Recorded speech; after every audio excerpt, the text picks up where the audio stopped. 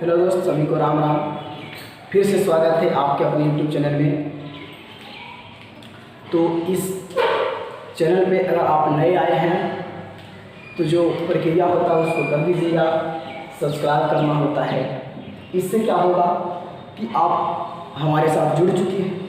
उसके बाद फिर एक साइड में बेल आइकन का निशान आएगा, उसको दबा दीजिएगा। इससे क्या होगा कि अगर हम अगले वीडियो अपलोड करें तो सबसे पहले आपके पास नोटिफिकेशन चला जाएगा, समझ गए।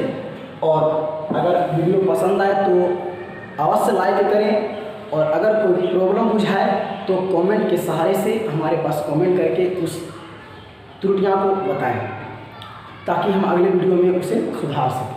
ठीक है। तो आज दोस्त क्लास 10th के एकदम मोस्ट इम्पोर्टेंट प्रश्न लेकर आए हैं, जो कि हर वर्ष बोर्ड में पूछा जाता है।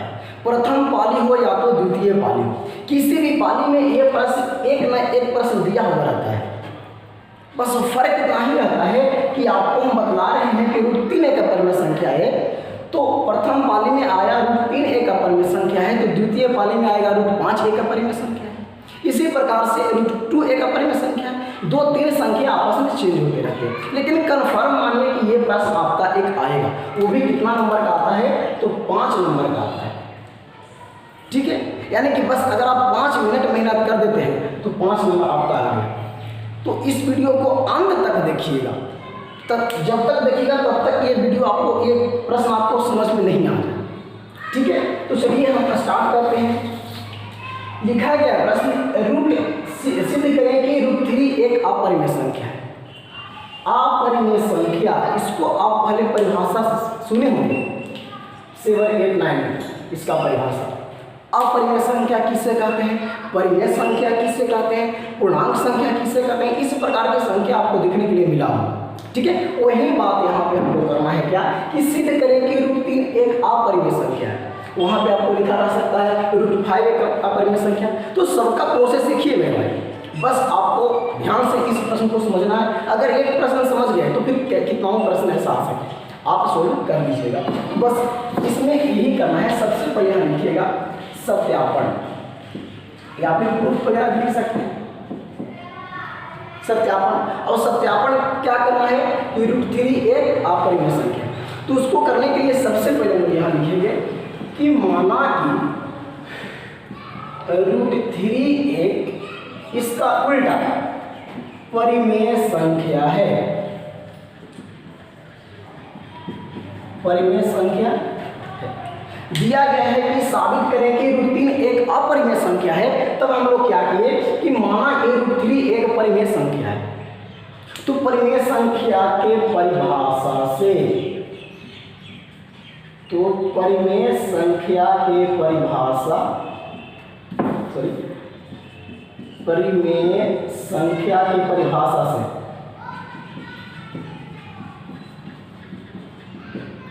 परिभाषा से, अब परिमेय संख्या की परिभाषा क्या कहता है कि वैसी संख्या जो p/q के रूप में हो और q does not equal to 0, यानी कि p/q के रूप में हो लेकिन q के बराबर कभी भी 0 नहीं हो। p के बराबर चाहे जो भी कुछ हो, लेकिन q बराबर 0 नहीं होनी चाहिए, वैसी संख्या को परिमेय संख्या कहते हैं। तो यहाँ लिखिए परिमेय संख्या की परिभाषा से रूट 3 बराबर p/q, जहां लिखेंगे जहां q नॉट इक्वल टू 0 तथा p और q एक अभाज्य गुणनखंड है। अभाज्य गुणनखंड है। p और q एक अभाज्य गुणनखंड है। अभाज्य गुणनखंड कहने के मतलब है भाई कि p और q में केवल और केवल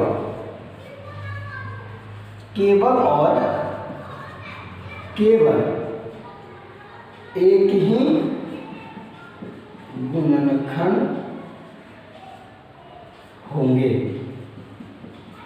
यानी कि एक के अलावा और कोई गुणनखंड नहीं होंगे। इस बात को आप इतना से भी नहीं समझे तो थोड़ा और ध्यान दीजिएगा साइड में।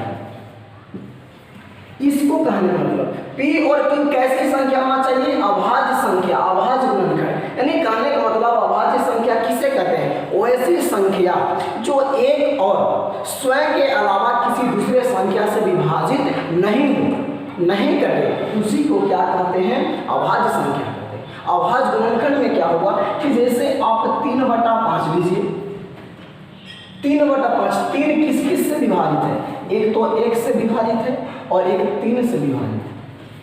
5 किस किस से विभाजित है? 1 से विभाजित है और 5 कोई दूसरी अगली संख्या से विभाजित है? नहीं। लेते हैं 7/11, ठीक। 7 किस किस से विभाजित है? 1 से 7 और 7 से। 11 भी पुनः 1 और 11 से। लेकिन अगर इसी के स्थान पे कह दिया जाए 6/9, तो 6 किस किस संख्या से विभाजित है? क्या 6 में सिर्फ 1 से विभाजित है? देखते हैं, 1 से विभाजित भी है, 2 से भी विभाजित है, 2 तिहाई 6, 3 दूनी 6, 3 से भी विभाजित है और 6 से भी विभाजित है। 9 1 से भी विभाजित है, 3 से भी और 9 से भी।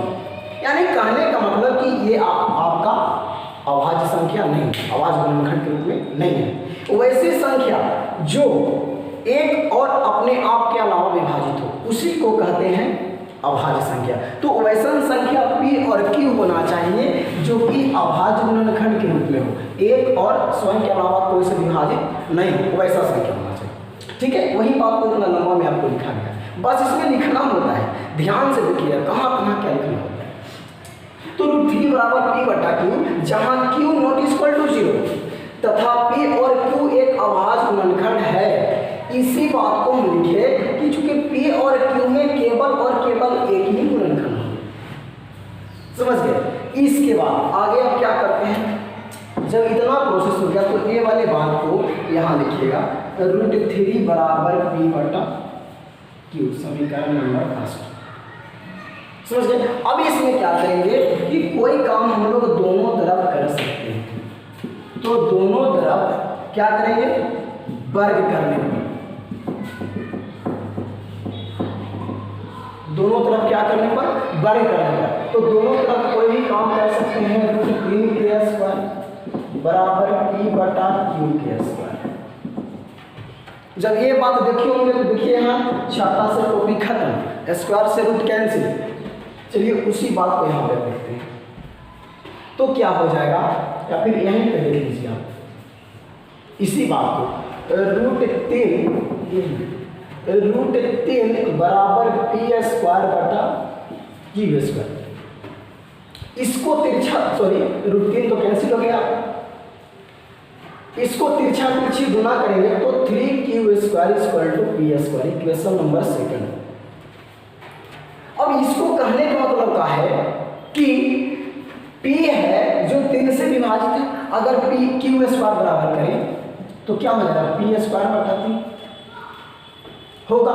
तो इस बात को हम लोग कह सकते हैं कि चूंकि P² है जो 3 से विभाजित है, यानी कि वैसी संख्या जैसे देखिए यहाँ पे 6k² लेते हैं बटा 3। समझ गए?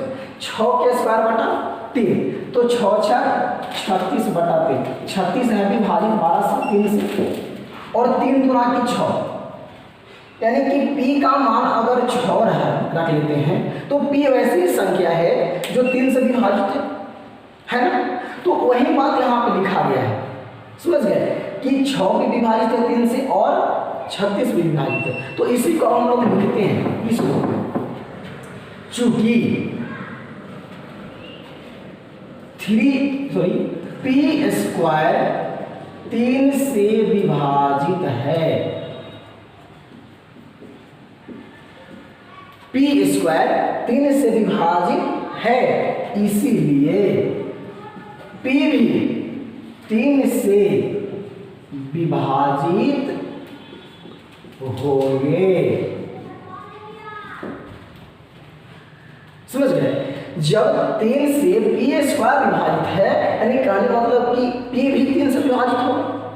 जब इतना बात हो गया तब हम लोग क्या करेंगे अगला प्रोसेस में, फिर मान लेते हैं लेट कि p बराबर 3k, यानी कि k बराबर अगर किया जाए तो p बटा 3, यही बात, p 3 से विभाजित है तो मान लेते हैं कि p बराबर 3k। अब यहाँ पे p का मान समीकरण सेकंड में देने पर, p का मान समीकरण सेकंड में देने पर, समीकरण सेकंड आपका क्या कहता है, 3q square equal to p square, 3q square equal to p है ना। तो ये क्या हो जाएगा, p का मान 3k के स्क्वायर, इसको करेंगे तो 3q स्क्वायर इक्वल टू क्या हो जाएगा, 9k स्क्वायर, ठीक, यानी 3 3 आई 9। अब आपका हो गया q square equal to 3k square, equation number 3। देखिएगा इस बात को समझिए, ये बात में लिखिए कि p स्क्वायर 3 से विभाजित है तो p भी 3 से विभाजित होंगे। इसमें क्या हो जाएगा कि q स्क्वायर 3 से विभाजित है, इसीलिए q भी 3 से विभाजित होंगे। चलिएगा तो आप लोग इतना उतारिएगा,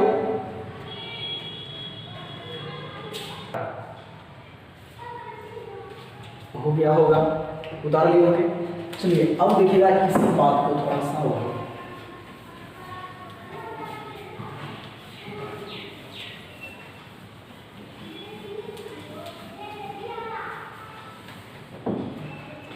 चलिए, तो अब इसी बात को लिखेंगे q स्क्वायर बराबर 3k स्क्वायर, इक्वेशन नंबर 3 है।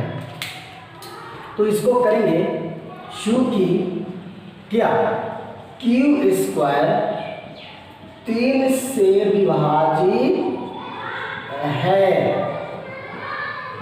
इसीलिए q 3 से विभाजित होंगे।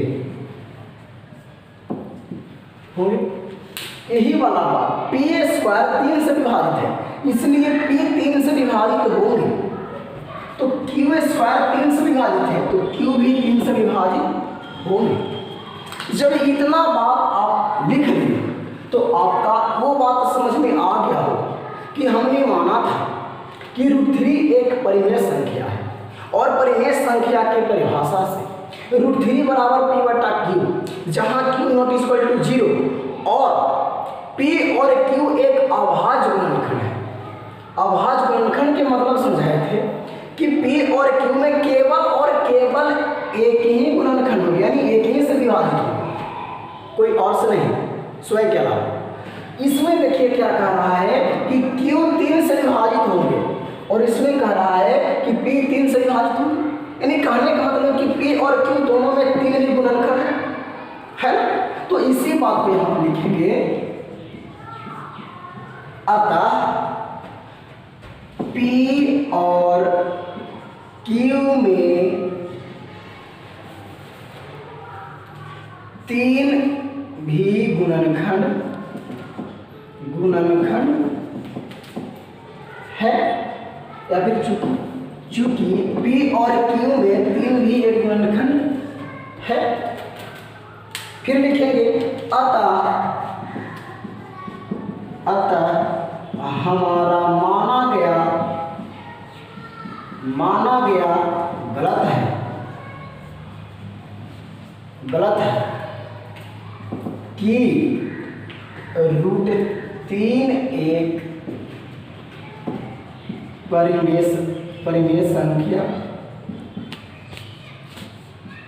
संख्या है,